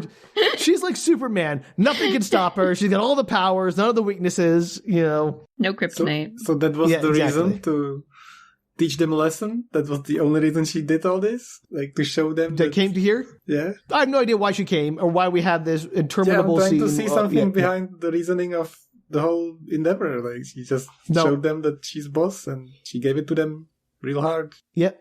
Yeah. So Raul and Aenea then dance for a few pages before Nemes and her clones, Nemes, whatever, and her clones, all the Pax come out, and they surround Aenea and Raul on the dance floor, and all menacing her. Finally. And like Nemes is all like eager to grab or kill Aenea, but suddenly there's a commotion in the crowd as a massive figure tears through some of the hanging curtains. Shrike. It's the Shrike, which comes up to stand next to Aenea and Raul. Woohoo! The Shrike, finally, the fire of the Shrike's back. He's here to kick Nemes' ass again, do some interesting stuff. Let's get into it. Raul recalls the confrontation between Nemes and the Shrike on God's Grove, when the Shrike was briefly defeated, and muses, I know the agony of a parent watching its child step into the path of a speeding ground car, unable to move in time to protect her. Superimposed on this terror is the pain of a lover, unable to protect his beloved. Gross. I hate it. Why is he constantly calling her a child and his lover? Stop it! This is the third time, right, that he specifically in this section but the way called it out. Paralleled it every moment, time. Like, you're excited for this action scene, finally something's gonna go down, interrupt it to focus on this Nope. Yeah. Just when you think there's gonna be a fight, Like, again, as soon as the plot shows up, he's like, let me take a diversion to talk about one of Aenea's discussion groups. Or for Raul to muse about how much Aenea's like a child and a lover to him, which I hate. I hate it every time.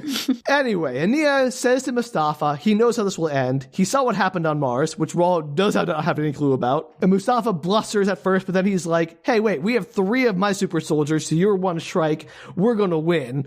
But Aenea says she can't stop the Shrike from harvesting his cruciform. This freaks him out, and while Nemes moves in for the fight, he calls out, stop! I invoke the command of Albedo in the core. By the authority of the 3 elements, I command thee. And this causes Nemes to stop and the others to retreat, and they're like, okay, sure, that works. Your incantation convinced me. Who said Priest. That was Cardinal Mustafa. Why would that work? Danielle, it shouldn't, and it won't later, and I hate it. I don't know why it works. So Mustafa's like, all right, fine. I promise not to let them attack you until we meet again, if you promise to keep the Shrike away from me until then as well. And Nea's like, oh, I can't control the Shrike. It'll do whatever it wants. Your only safety is to leave peacefully. And even then, I can't guarantee it will follow you to patch him or whatever. So Mustafa storms off, swearing that she'll never leave the planet alive. Gadget, I'll get you. And the rest of the crowd starts to evacuate. The party's over, dudes. It's done. The Dorja Famo, the Thunderbolt Sow, comes up and bows to Aenea, begging her to command and teach them. But Aenea is like, no, I'm not a messiah. I will teach you what I know. But the time for myth has passed, and the rest of the crowd disperses. Raul was like, okay, we can't stay here tonight like we planned. We have to go. This is not safe for us to be here with the packs around. And Aenea's like, oh, yeah, it's fine. Don't worry about it. They won't come back. They won't attack us again. So they stay there and they have sex in the temple, and that's how we end the chapter. Gross. Yep. Awesome. The Shrike does nothing. It shows up for 5 seconds. Nothing happens. Nothing happens with the Shrike. I hate that. He's like pieces out. Why does he keep showing up in things and disappearing immediately? So I guess it's like Aenea just showing someone the nuclear code. Like, I could destroy you, but I don't want to. I'm with you, Filip. I want there to be like, here's this big fight scene. We got Nemes and other people. Yeah, you'd think there would be something in this book interesting, to enjoy. Landscape. We've been standing in this landscape for chapters about the mountains and the dangerous cliffs, and we're gonna have this giant cool fight between the Shrike and all these super. No, it's all building up to this just to be interrupted by. Let's not talk about it. Yeah, it's terrible, and I hate it. Yeah. So does it imply in any way that Aenea has any control over the Shrike or what? No. But the Shrike does seem to just be around her when she needs it. Maybe it's not the real Shrike. Maybe it's like a projection of the Shrike. Yes. Magic Shrike powers activate. Like a hologram, which is full. The reason the Shrike doesn't attack anyone because the hologram, she's bluffing. Yeah. She has the power. All right, so the start of the next chapter is literally pages of a verbatim recitation of a knighting ceremony for a bunch of new Crusader knights, including an entire hymn. I just skipped this entire chapter. It means nothing. I don't understand why it exists. Again, he does not have an editor. I don't know how many times we need to say this. The only part of this section that I thought was cool was that all the knights, when they get knighted, get a beret, and that's adorable. I love that they get a little beret. I want to see beret knights. It's great. After the ceremony, the Pope and Lord Juzumi meet in the papal chambers. They do some more exposition here. Isazaki was one of those knighted. He's to be sent on to Cassiopeia on a crusade, which is expected to have a 40% casualty rate with half of those unresurrectable. So the crusade is not going well. People are dying and they're being killed permanently. Oh my gosh, it's almost like a real crusade. Yeah. About 60 worlds in the packs have unrest within them, with over 3 million people infected and rejecting the cruciform. So Aenea's message has been spreading slowly thus far. Fortunately, they have a plan in motion to capture Aenea on Tian Shan. They actually have this 2-part trap. They have Aenea trapped there because they destroyed the Farcaster, and they're sure that the Soya will come to rescue her. They have a 94% chance, according to the prediction of the core, and they've been feeding him intel about Aenea being there. The Soya has been a real problem for them, severely hampering their crusade with 5 years' worth of raids. When he arrives to rescue Aenea, they have a bunch of ships hiding in the system that they'll use to ambush and destroy him. Then they are to capture Aenea alive, very importantly, get her alive. Now they sealed the Farcaster, she has nowhere to run, so they can capture her, interrogate her, and then ceremonially execute her to quash the rebellion. How do they know she's on Tian Shan or whatever it's called? Because the Farcaster, when it was activated there, when she first Farcasted there, the core told them. that, hey, the Farcaster Tianshan was activated. It must be Aenea. What if she went somewhere else since then? They would have noticed when the Farcaster activated again. They should have just kept randomly activating the Farcaster system. Look, if they weren't idiots, yes. Or maybe this is part of Aenea's plan. Yes, I'm sure it is. Yeah. So, then after they get Aenea, they plan to use the core's modified death beam, which puts everyone on the planet into a coma, which is how they then harvest the bodies and put them into the stasis on the labyrinth worlds. So that's the plan. Back at the temple, hanging in the air, they get a massive reception when they return. Everyone was sure Aenea was going to her doom, that she wasn't coming back. But they get back to work to finish the construction job. Then, that night, despite the desire for more sex, Aenea leads another discussion group. And the Dalai Lama himself is in attendance. Ooh, fancy. I know. This group was all about trying to further explain what the Void Which Binds is. So here we go. Buckle up for a bunch of technobabble nonsense. Yeah, it's Philip's favorite thing. He loves technobabble nonsense. So Aenea starts with, once upon a time, there was the Void. And she always starts once upon a time all her discussions, apparently. Once upon a time, there was the Void.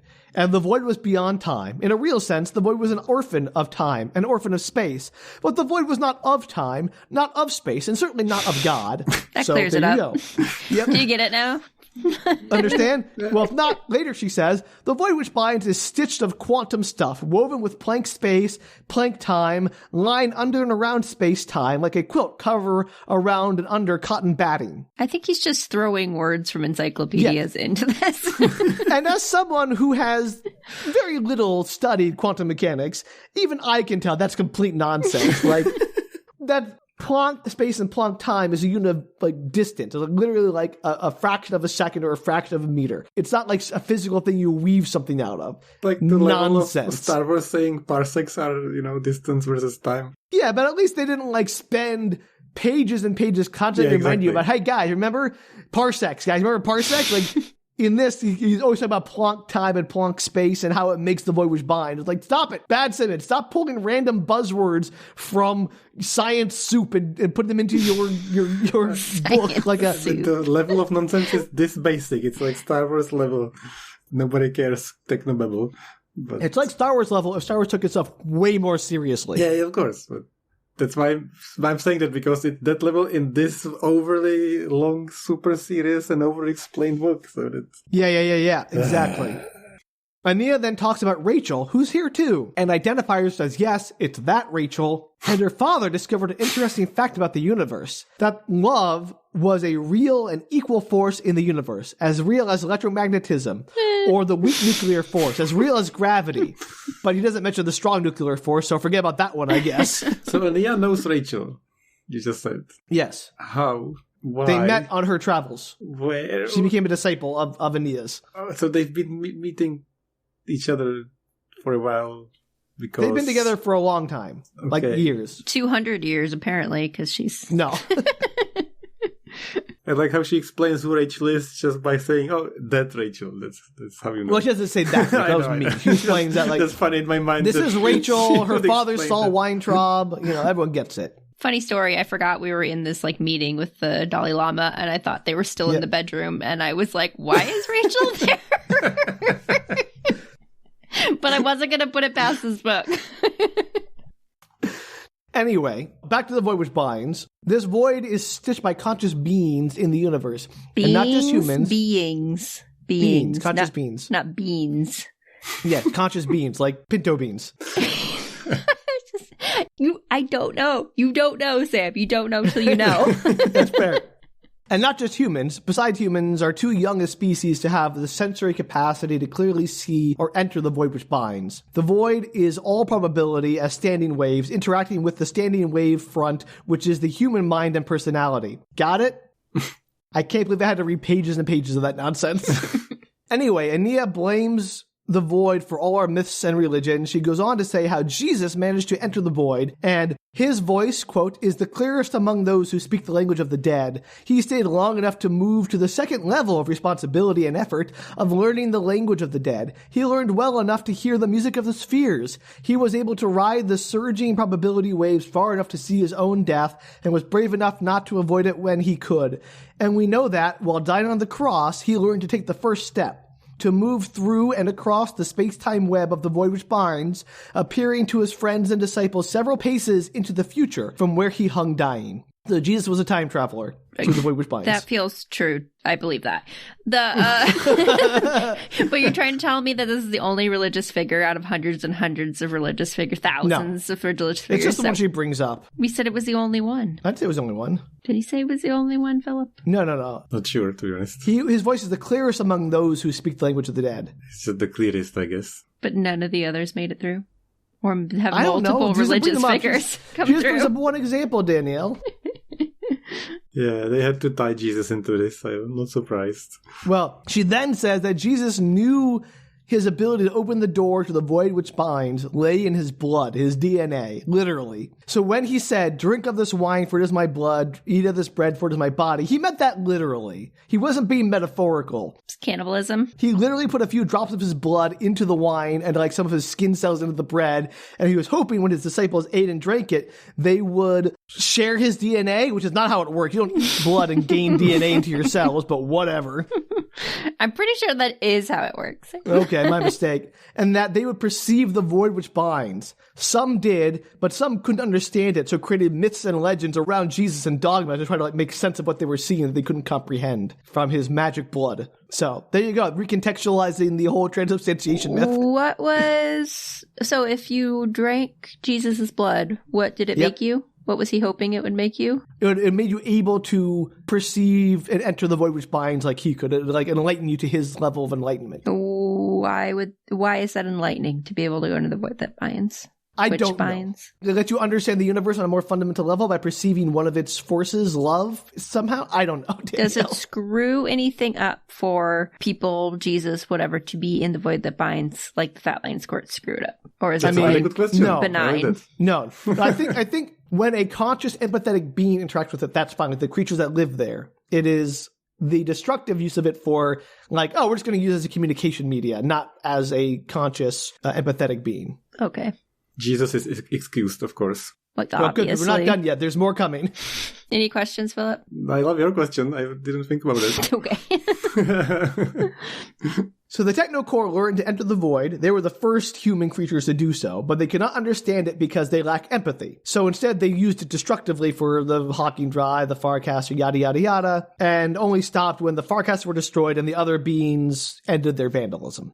So now she goes on to talk about the lions and tigers and bears. They are observers, here to judge if humanity can be trusted to join them in the void which binds. They're basically Q from that first episode of Star Trek. Nice. That answered your question. You've been asking that question for like 3 books, and that was your response. Yes. Nice. I'll take it. Perfect sense. A+ book, no problems. It's literally every episode you ask about it. What are the lions, tigers, and bears? They're observers here to judge if humanity is ready. So, to go on, Phil, this might help your question. They kidnapped Earth and set up all the experiments on it to try to better understand humanity. You know, the whole Keats dying on Earth was part of their experiment to understand human empathy, mortality, I don't know. Yeah. And they have spies living among the people. Also, apparently. Really? Well, I'm getting some answers, so yeah, I'll take it. The answers you wanted? Yeah, it's a better answer than how the Shrike came to be. That was pretty disappointing. I can't believe we got an answer about programs? that. Yeah. I can't believe that we got an explanation. It was so lame. So this is not as lame, so I'll take it. All right, well, get ready for it to be lame again. While the Technocore is in a constant state of civil war and sees everything as a zero-sum game, right? They, with humanity, with each other, everything is zero-sum. One element of the core grew to understand the true potential of the void which binds, and realize that they need to evolve empathy in order to use it. Like, they couldn't actually enter the void which binds properly or manipulate it properly unless they learned empathy. And they also knew the only way to win this zero-sum game was to stop it. Like, the only way to win is not to play and to evolve empathy.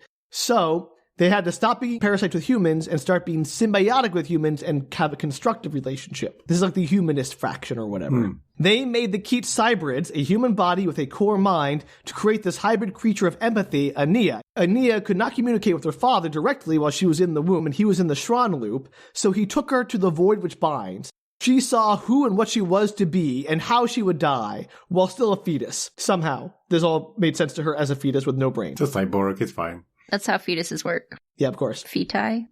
This was helped by the fact that when the Keats cybrid died, Braun Lamia was covered in his blood, like holding him in her arms as he died and bled all over her. And this blood had the DNA with the engineered virus that gives humanity the gift to access the void which binds. Like the DNA of the Keith Cybrid is that same like Jesus DNA where now if you get that blood in you, you can now access the void which binds. So Aenea had that from birth, basically. How come humans can't access the void that binds without that? They're empathetic.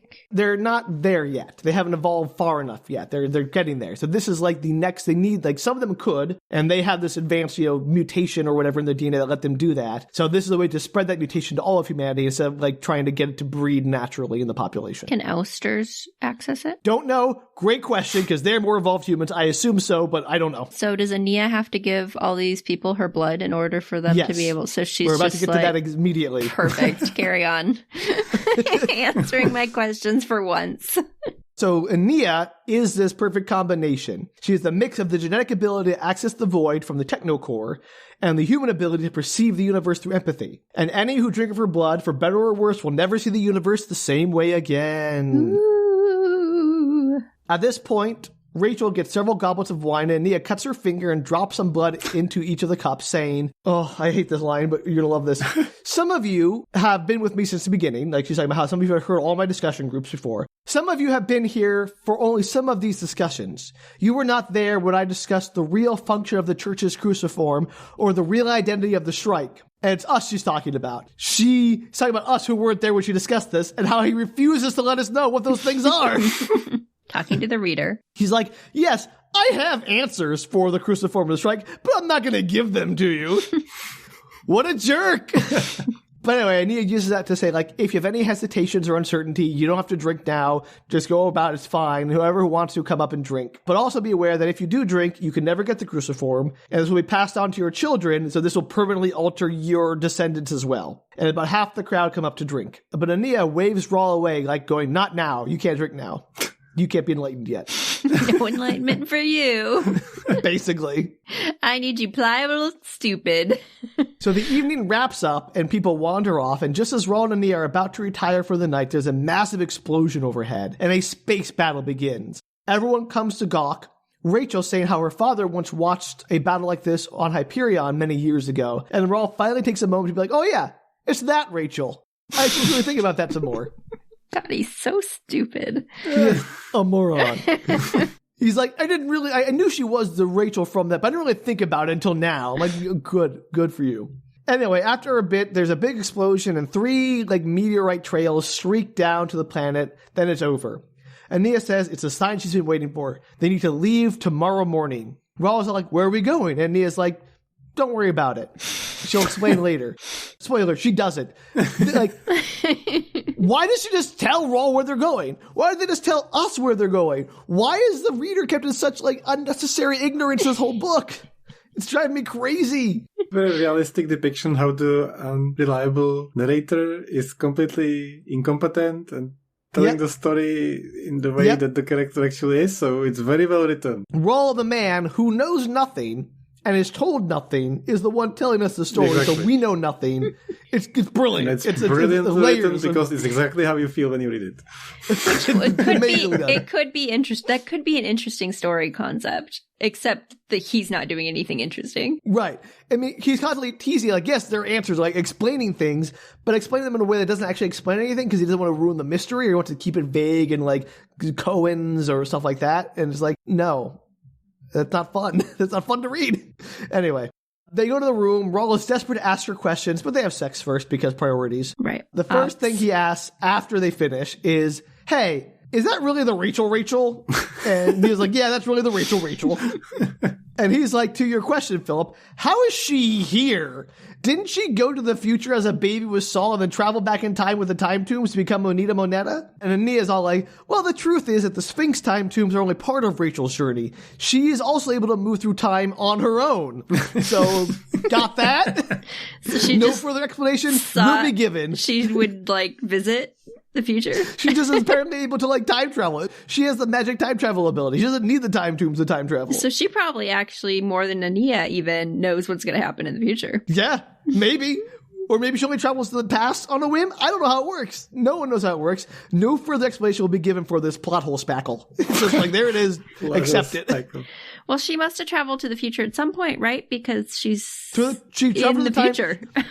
Well, when Saul took her through the time tomb at the end of the baby, he raised her in the future. That's how she was. This time period? No. Like future time with the ouster, like the evolved humanities were like where Kassad fought the Shrikes before the Shrikes went back in time. So even farther in the future. Way further. Like humanity's endpoint future. During the war between the UI, the MUI, and the HUI. It's all coming back to me. Back to me now. Yeah, unfortunately. So the time travel is back up for, hey, how can Rachel be here if she was supposed to be traveling back in time with the time tubes to visit Kassad? Well, don't worry about it. She's magic. She can time travel. So that should answer your question, Philip. I hope that clears it up for you in a satisfying and rewarding way. I am getting some answers. So okay. How's that anger doing? Yeah, horrible.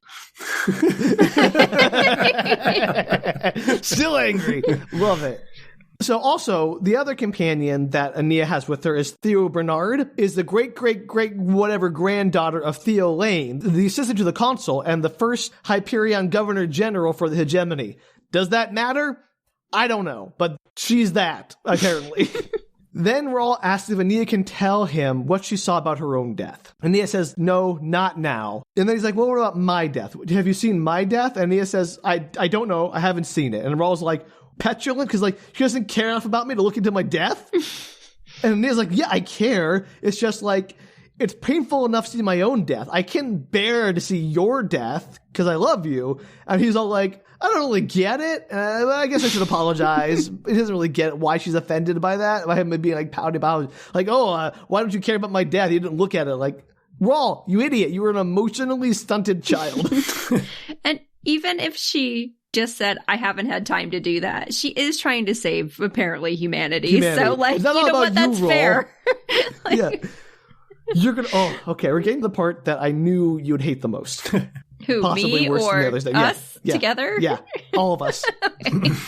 So, they have sex again, obviously. Afterwards, Aenea then says, hey, I know you still have questions. What questions do you want to ask me? Oh, no. And he goes through a giant paragraph listing every question in the book. The questions are things like, well, what is the cruciform really about? What is the Shrike? What is the Pax up to on those worlds with the missing populations? What is the goal of the Technocore? Literally every question in the book. But in the end, he decides not to ask any of those questions. What? Why is this even there? Guess what he asks about. What does he ask about? The most important question he could possibly ask the woman who is saying, here I am trying to answer all your questions you've had. You know literally nothing because no one told you anything. What do you want to know? When are we going to have sex again? Is there any way you can travel back in time to be 16 again? Oh, no! Somehow, it's almost worse than that. When are we going to get married? No. So this absolutely abominable excuse for a person asks, hey, you've been with someone else? You've made love to someone else before me? He's like, what's your body count, Aenea? No. That's the question he asked. You can ask any question in the known universe. It's what he decides is his most important topic of conversation. His brain is so... like unsophisticated that like all the questions of the universe about what the cruciform is, it's not that he doesn't even think about asking this question. He thinks about those questions like, no, they're not as important as how many times she's gotten laid before we had sex. That's what's important to me, is my girlfriend's body count. Because I am an emotionally immature child and I hate it. Nothing made me hate Raul more than this and what comes next. He's the worst. I hate him, and I hate that we're stuck with him through this whole book. I want to be with Aenea. Aenea's so much cooler than him, and I'd rather, like, she'd be like, oh, that's none of your damn business, and we're through, and I'm going to go save the universe on my own. Thank you very much. I don't need you. You were useless anyway. Facts. She does not. Unfortunately, Aenea admits that, yeah, this was not the first time. That, like, when they made love was not her first time having sex. And Raul is a bit put out, despite his own many dalliance. Like, he's had sex plenty of times with other people, he mentions. He then asks, hey, did you love that person? And she answers, I love you, Raul. But Raul insists, like, there was a man. You loved him? And he won't let it go. And he's trash. And I hate him. Danielle, as a woman, when a man asks you about your previous sexual experiences and, like, trying to get you to say, did you love them? Does that turn you on? Does that make you happy to be in that relationship? So excited. Definitely would stay with that person 10 out of 10. And not even just as a woman, as a human being, Philip. Would that make you excited to be in the relationship? Yes, very much. Yes. Yes, of course it would. Of course. Most important topic of conversation you can possibly have. So then Aenea goes on this long conversation about how she's loved Raul since she was in her mother's womb, since she first saw her future with him, since before they made love, before they met, before, when they first encountered each other on Hyperion, when he came to rescue her from the time tomb, she wrapped her arms around him to hang on to him on the hockey mat. She held on to him so tightly because she loved him. All since, she was a child and so on until now, she's always loved him. But also, yes, she has made love before. So, I don't know, get over it, I guess. But also then she says, guess what? They were married. They got married. She and the other guy were married. That's funny. What? She's like 21. Yeah, okay. Ooh, we're getting into this here. Would you have time for all these things? She's trying to save the free world. So remember when Aenea told Raul about all her journeys, the 5 years they were apart, she left out about 2 years of it? This is those 2 years when she was married to this guy. What, 18 to 19? 17 to 18? Wait. So, I have a theory about this. I'm not going to share it yet. I'm going to finish this out, and then I'll share my theory. And I think I've actually remembered this, so actually I don't want to share my theory. I want to let you guys have your own theories. So I'm not going to mention it. I might remember what this is. But she's going to say that they were married by a Pax priest, and the marriage will be legal in the eyes of the Pax and the church. And Raul picks up on oh, what do you mean will be? And Aenea corrects herself to is legal. And he's like, you're still married?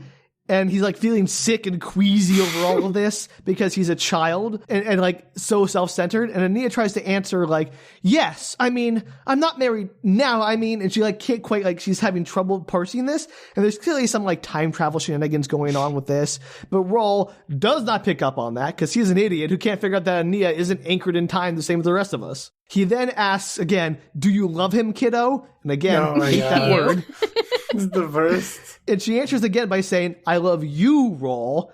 Then she admits, not only were they married, they had a child. That's great. And Raul's like, you had a child? How old is it? Where is it? And Aenea looks confused and hurt, saying, the child is nowhere I can find it now. So again, something mystical is happening. And Raul comforts her, thinking that maybe she lost the child, it died or something. The child's probably gonna be a character we already know, and I hope it's not Raul. Oh my gosh. That's amazing. Philip, you've solved this book for me. If that happens, this book will have been turned into the masterpiece. A masterpiece of trolling, of pranking exactly. us. No, I think she's married to Raul in the future. Yeah, probably. It's almost certainly she's talking about Raul at a different time and place, and Raul can't figure it out because he's an idiot. You figured it out. I figured it out. Or to Soya. She does like a good priest.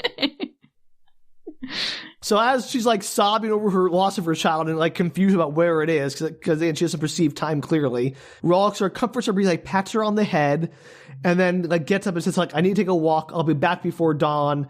Don't worry about it. I know you're grieving, but peace out. Yeah, later, I could stay here and try to figure this out with you, maybe talk to you, express some feelings, come to a mutual understanding, maybe go myself. No, I'm going to water myself because, again, I don't have any emotional maturity. Cut to many more pages of Raul walking around the temple, having no thoughts whatsoever. He then goes on to list how, at the same time he was doing this, though he was unaware of it at the time, rebellions were breaking out on all the other Pax planets. And he lists every rebellion on every Pax planet. I will not get into it. I will merely show you the highlights, which are some, like those on Maui Covenant and Renaissance Vector, were Aenea's disciples who were rebelling against the Pax, but they were doing everything they could not to kill anyone. They would fight until the point where they would be killing someone and they would stop and then be captured. The Pax showed no such compunction and was killing indiscriminately. Some of the rebellions were from native groups, like on Mars, or the Chitatuk on the ice planet, who were herding wraiths into the Pax settlements to kill all the Pax, which is pretty cool. If only the wraiths were actual wraiths. But we don't actually get to spend any time with them. We just hear about it later. And then there's also several rebellions from the church. Some of the cardinals or bishops are declaring themselves pope and saying he's a false pope and doing the whole, Henry VIII thing. So that's happening as well. During all of this, the Pope has refused to, going against the recommendations of his military advisors to let any of this go. He's like, hey, forget about Mars. Let Mars have a rebellion. It's in the home system with nothing important around it. Nobody cares. They have no way to travel anywhere because they have no spaceships. Let's just forget about them. We'll deal with the Ouster Crusade and all that kind of stuff first. And we'll get back to the Pope's like, no. Divert more ships to Mars. He's refused to let anything go and has stretched himself very thin. So anyway, I just saved you 10 pages of rebellion description, so you're welcome. We appreciate that. Yep. Raul ends by saying that even had he known about all of this, all the rebellions and the universe shifting things that are going on, he wouldn't have cared. Aenea had loved another man, and he couldn't let that go. God, he's such a drama queen. I hate him. Does Aenea in previous chapters and stuff have trouble associating where she is in time? Not really. She says she sees time indistinctly. She can't see the future, what's going to happen. She sees it as memories. She remembers the future. Sure, but so she sometimes confuses her memories of the future for memories of the past. But this seems to be the first time that's become a huge issue. Yeah, exactly. It is absolutely conveniently so. Hey, maybe we're wrong. Maybe there's some other dude out there who she's had a fling with and got married at a Vegas ceremony. Be so good. I hope that's happened. Anyway, Raul finally reminds himself that he loves Aenea. She was his dear friend, and he would die to protect her. And that's how he sort of okay, fine, I'll put this all aside and get back to Aenea. And he sucks. He sucks as a person. I don't like him. In the morning, we meet up with Cardinal Mustafa. He confirms with Admiral Wu that Desoya was killed. She confirms that the ship was blown up, and any escape pods would have crashed into the poison atmosphere in the ocean or whatever of the planet. No way to survive.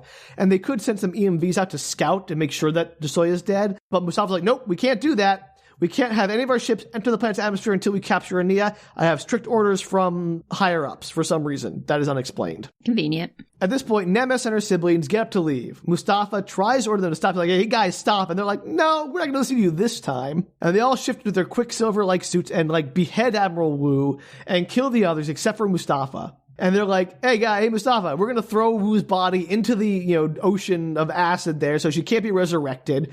And he's like, why are you doing this? And Nemi says, our priorities diverge for the time being. And then she cripples and blinds Mustafa, giving him a message for the Pope and his parasites, quote unquote. The message is, those whom I must report to do not want the girl alive. Our apologies, but her death is necessary. And tell them to be careful in the future, not to act without the consent of all elements of the Corps. Which, how can all elements of the Corps consent to anything if they're constantly, having a civil war and fighting each other? This makes no sense, and I hate it. It doesn't. I think the big question is if we think Desoya is actually dead. I think it's 50-50. I 100% think he's not dead. Okay, I don't think he's actually dead, but it feels like a Dan Simmons thing to just kill it. Kind of like the Templar? Yeah, just gone. This character we followed for books. Het Mastine, my favorite Templar character who got died and nothing happened with him. Again, I think at least half of this book is Dan Simmons trolling everyone for reading it. So I gotta give him props for that. He did very well. And he did tell us not to read this at the beginning. So. True. Yeah. True. That Templar situation was the most frustrating thing ever written. Why?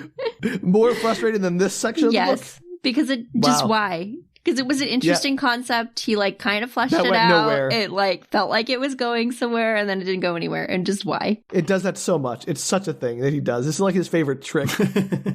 So Nemes and her siblings leave to go presumably find and kill Aenea. Meanwhile, we're almost done. Hang on. Aenea is up and dressed, ready to leave when Raul gets back. They quickly pack and head out. Only Aebetic and a guide accompany them. They hike for a few hours, not talking, until they reach a cliff. Aenea indicates they're going to paraglide from this cliff, catch some thermal drafts, and use that to get to the top of the mountain Tay Shan, which is the tallest, most holy peak on the planet. It'll be very dangerous because there are dense clouds. They'll be able to see each other or where to go, so they have to keep very close to each other. They'll lose sight of each other. And so Raul is told in no uncertain terms, don't lose sight of Aebetic right in front of you because we won't be able to find you and you'll get lost and you'll die. Fingers crossed. Right? Right?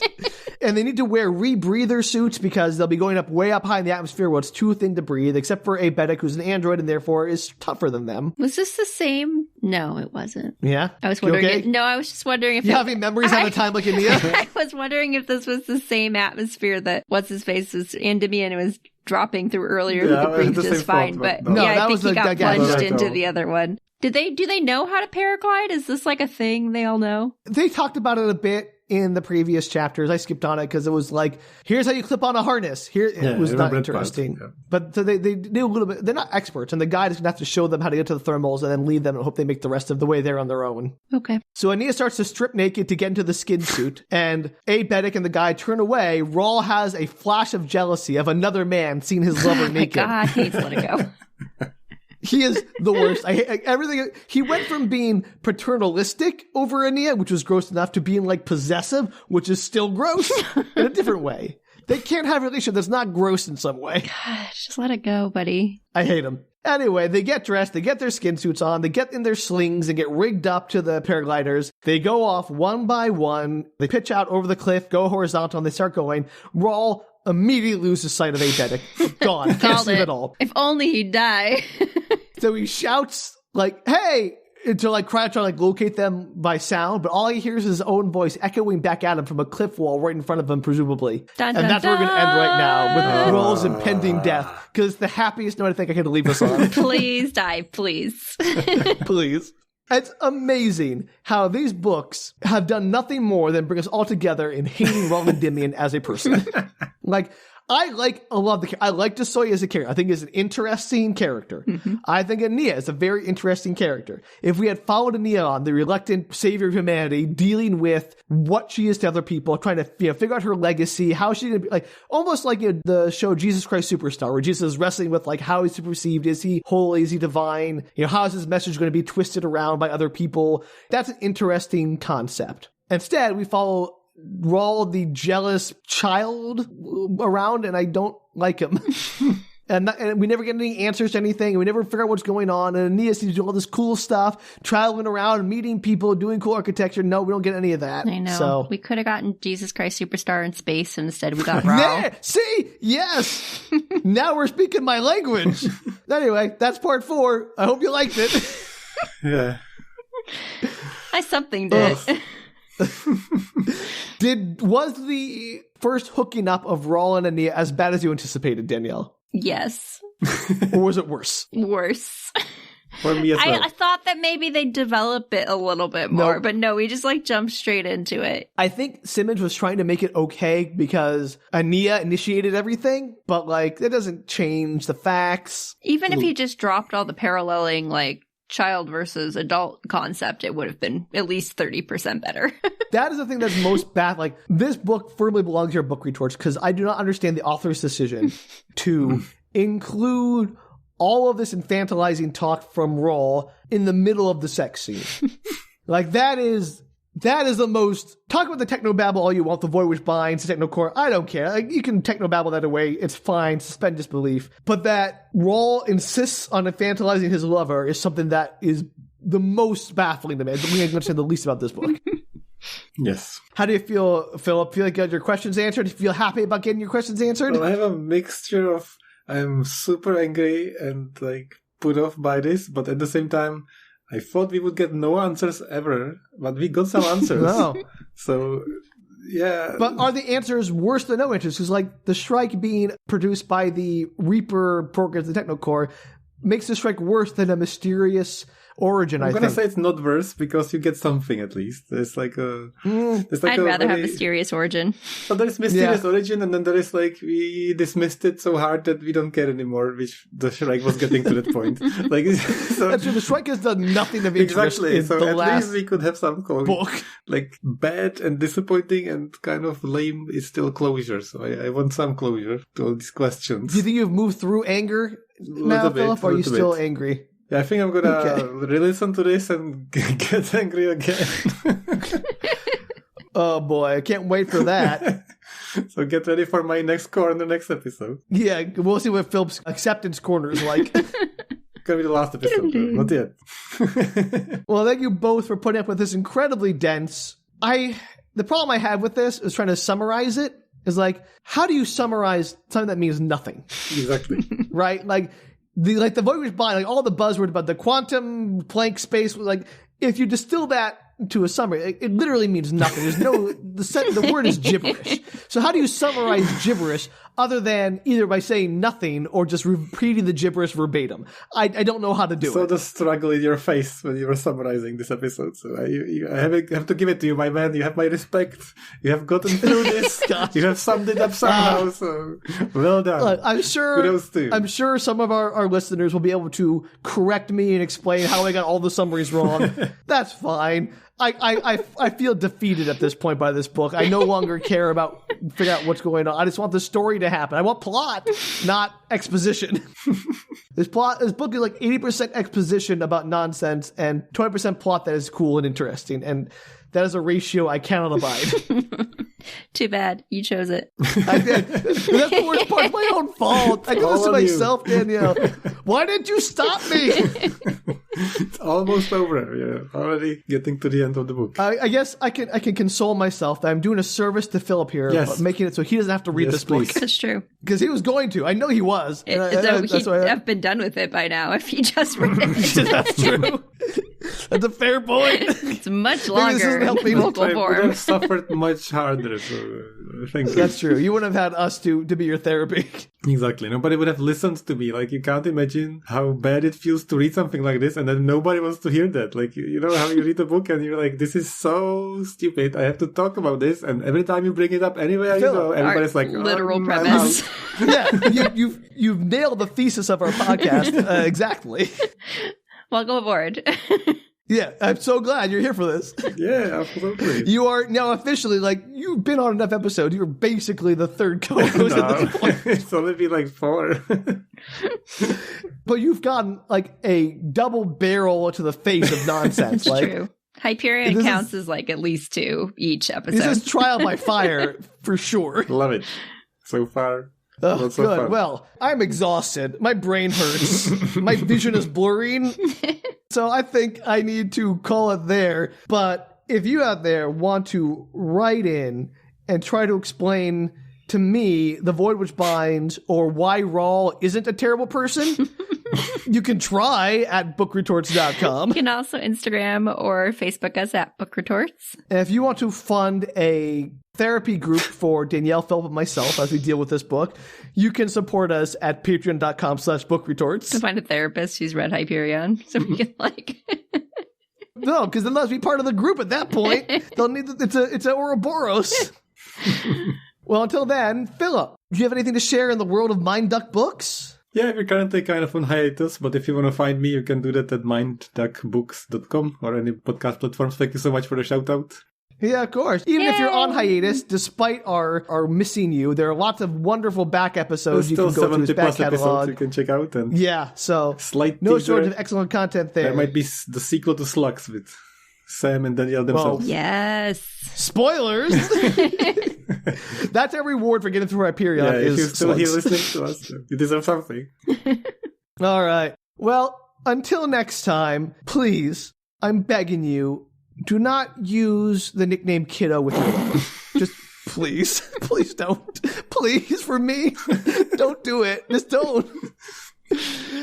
Until then, bye. Take care, everybody.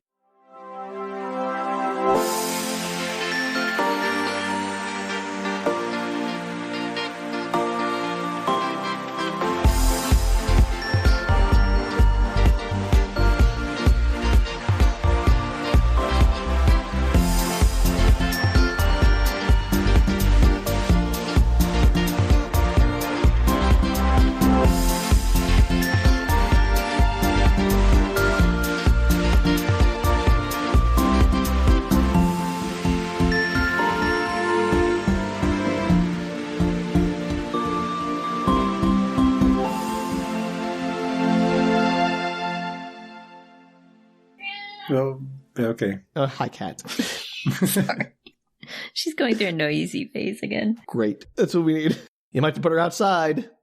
Never. I mean, outside your room, not outside your house. Never. Okay. She's my comfort, my therapy pet for these sessions. Oh, okay. I'm sorry. That's valid. You need to put a little vest on her. She'd be adorable in a little vest. She would be very cute if she'd hold still long enough for that nonsense.